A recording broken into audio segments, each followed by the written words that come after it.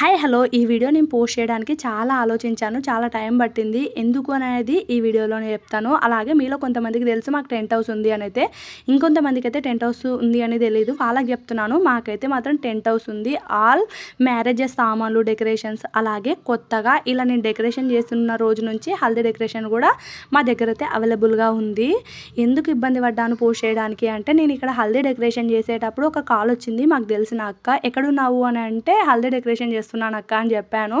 నువ్వు కూడా డెకరేషన్ చేస్తావా అని కొద్దిగా విచిత్రంగా అడిగినట్టు అనిపించింది. నాకు ఎందుకో ఇబ్బంది అనిపించింది. అందరు ఎలా తీసుకుంటున్నారో అనిపించింది.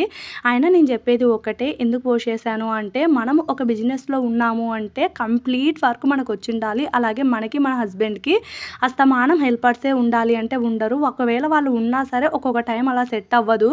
నేను ఇక్కడ డెకరేషన్ చేస్తున్న రోజు కూడా మా దగ్గర 3 మెంబర్స్ అయితే హెల్ప్ మెంబర్స్ అయితే ఉన్నారు. కానీ వాళ్ళకి ఆ రోజు టైం సెట్ అవ్వలేదు. అందుకు మనం ఒప్పుకున్న టైంకంతా వాళ్ళకి ఇచ్చేయాలి కాబట్టి ఆన్ ది స్పాట్ నేను వెళ్ళేసి అక్కడైతే డెకరేషన్ చేశాను. ఆల్రెడీ బంతి పూలు అయితే నేను నైటే కుట్టేసి పెట్టుకుంటానండి.